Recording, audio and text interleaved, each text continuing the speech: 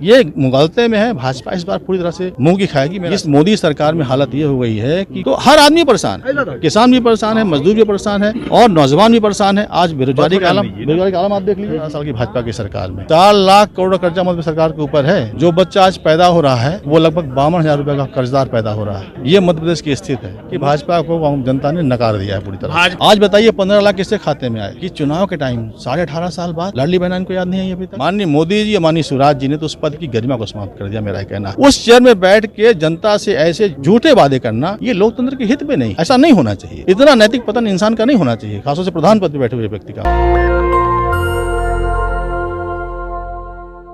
इस वक्त मैं रीवा में हूँ। रीवा में नॉमिनेशन करवा रहे हैं। त्योथर के प्रत्याशी हैं कांग्रेस से रामाशंकर सिंह पटेल जी हैं। आज आपका नॉमिनेशन था सर। सबसे पहले समझने के प्रयास हैं क्या मुद्दे हैं आपके क्षेत्रीय मुद्दे।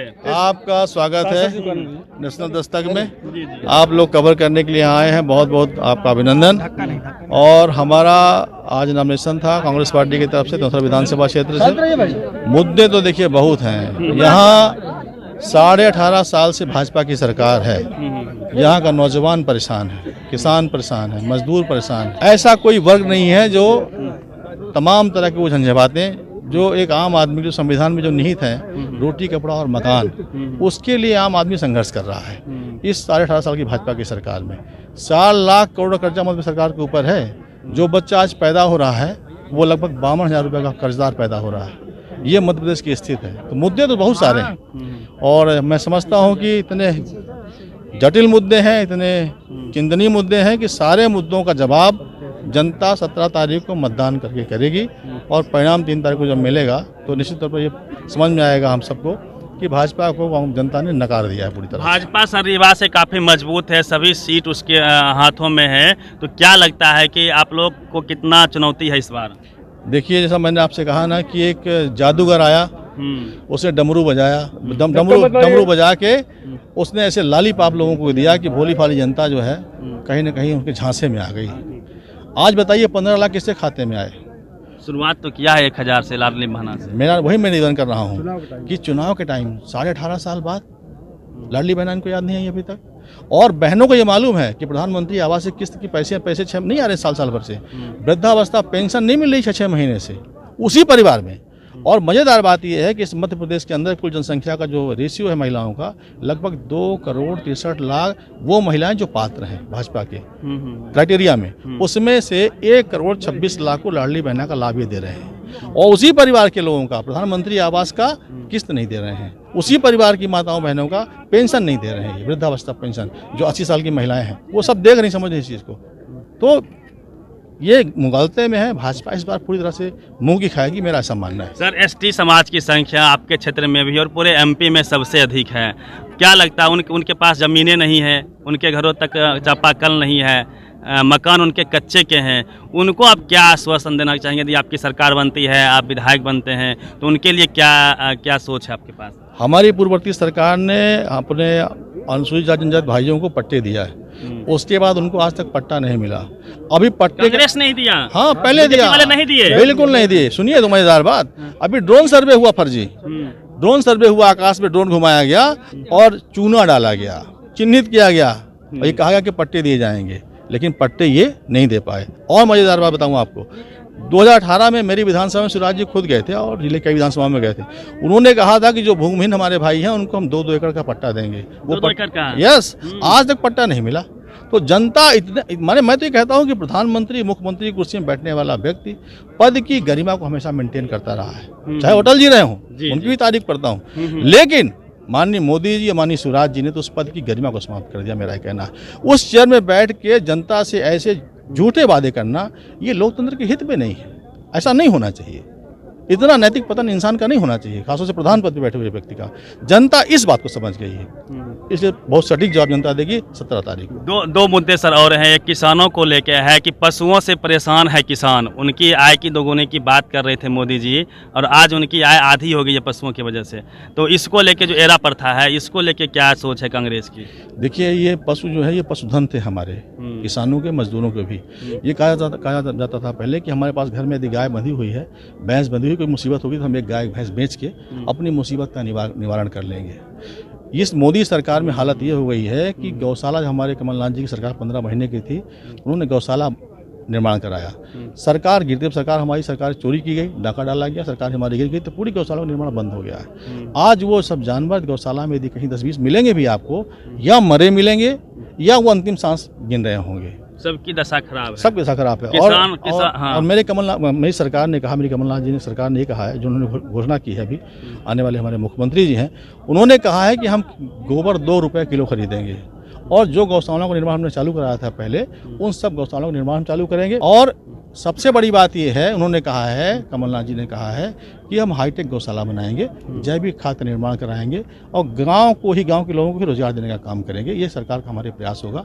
अपने जो उन्होंने घोषणा पत्र जारी किया है, उसमें इन सारी बातों को उन्होंने उल्लेख किया है। शिक्षा के खास करके जो सरकारी स्कूल हैं वहाँ पे मैक्सिमम गरीबों के बच्चे पढ़ते हैं, और उसकी हालत इतनी ख़राब है कि वहाँ पढ़ने की दूर की बात है ना, मतलब उनकी ज़िंदगी बनने से तो रही, बिगड़ रही है। देखिए है क्या, स्कूल को लेके कोई, जैसे केजरीवाल जी ने किया है, जैसे आपके इंडिया टीम के गठबंधन साथी भी हैं, उन्होंने इंग्लिश मीडियम स्कूल कर दी, कैमरे लगवा दिए स्कूल में, तो इससे फ़ायदा हुआ गरीब के बच्चों को। क्या वो उस मॉडल को अपनाएंगे, या उधर भी कुछ सोच है? कमलनाथ जी बहुत बड़े विजनरी लीडर हैं। वो उनकी जो सोच है, वो निश्चित तौर पर गरीब मजदूर किसान की सोच है। नहीं तो आते ही वो 27% आरक्षण की बात वो नहीं करते हैं। राहुल गांधी जी जाति जनगणना की बात नहीं करते, मोटी मोटी बातें ये हैं। इससे ये लगता है कि नहीं, इन नेताओं के दिमाग में कहीं ना कहीं समाज के बहुत बड़ा जो वर्ग है, जो उपेक्षित है शिक्षा और स्वास्थ्य से, उसको मुख्य धारा में लाने का प्रयास हो रहा है। मजेदार बात मैं कहना चाहता हूँ आपसे, मैं एक बार भ्रमण में था, तो मैंने पूछा कि बच्चे खाना भी क्यों नहीं खाए हैं, तो बोले कि स्कूल में जो खाना समूह बनाते हैं, वो खाना जानबूझ के लेट बनाते हैं। तो मैंने कहा इसकी वजह क्या है? तो बोले इसकी वजह ये कि जब बच्चे भूखे होंगे तो जाके अपने घर में खाना खा लेंगे, ये खाना बच जाएगा, वो खाना नहीं बनाना पड़ेगा। ये है सरकार की नीयत। ये मैं आपसे कहना चाहता हूँ। महंगाई को लेके क्या है? आपने बोला है कि 500 रुपये गैस कर दिया जाएगा। देखिए, विषय गैस का दाम कम करने का नहीं है। आपने कहा कि हम ईंधन का दाम 50 रुपये, 55 रुपये, 60 रुपये लीटर कर देंगे हमारी सरकार। मोदी जी ने कहा था, ये राहुल गांधी ने नहीं कहा था। 35 तक बता गए थे उनके नेता, उस समय उन्होंने कहा था। लेकिन उसके बाद देखिए क्या हालत है। आज पेट्रोल का दाम 117-18 रुपये लीटर है। पेट्रोल डीजल का दाम 96 रुपये लीटर है। जब हमारा ईंधन महंगा हो गया तो हमारा ट्रांसपोर्टेशन महंगा हो गया, सारी चीज़ें हमारी महंगी हो गई। आज जो खाने वाला नमक है, मैं अक्सर इस बात को कोट करता हूँ अपने क्षेत्र में, जो खाने वाला नमक है वो 28 से 30 रुपये किलो है भाई साहब, जिसमें आयोडीन युक्त इसको बोला जाता है। टाटा का नमक आप लेने जाइए, 20 रुपये 22 रुपये किलो से कम कहीं नमक नहीं।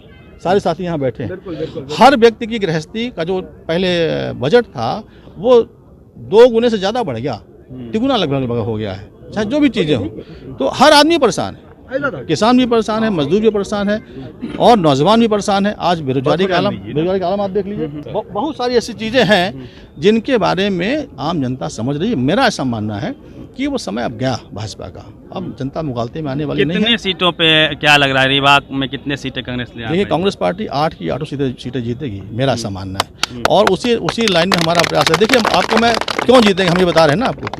सामान्य सीट से हमारे राम गरीब आदिवासी जो पूर्व विधायक हैं, उनको पार्टी ने टिकट दिया है सिरमौर विधानसभा क्षेत्र से। समाज से विभिन्न वर्गों की भागीदारी है, क्यों नहीं जीतेंगे हम? सबको लेके चले आप? बिल्कुल, क्यों नहीं जीतेंगे। मैं सरकार बना रहे हैं आप लोग? बिल्कुल सरकार बना रहे हैं, और मैं पिछड़े वर्ग से आता हूँ। राम गरीब जी हमारी बगल सीट में आदिवासी वर्ग से आते हैं। इसी तरीके से ब्राह्मण भी हैं, क्षत्रिय भी हमारे दल में सपोर्ट कर दिया गया, सबको साथ आ गया। सब मनगमा से हमारे ऐसी समाज से तो सुरक्षित है सर। दलितों को कहाँ टिकट कोई सरकार नहीं देती है, चाहे बीजेपी हो कांग्रेस हो। देखिए, ऐसा है कि कांग्रेस पार्टी उस विचारधारा की पार्टी नहीं है कि राष्ट्रपति एक जगह आपने दिया है सामान्य से दलित को। हमारे राष्ट्रीय अध्यक्ष हैं भाई साहब। राष्ट्रीय अध्यक्ष हमारे मल्लिकार्जुन खड़गे साहब कौन है? ऐसी समाज से आते हैं वो।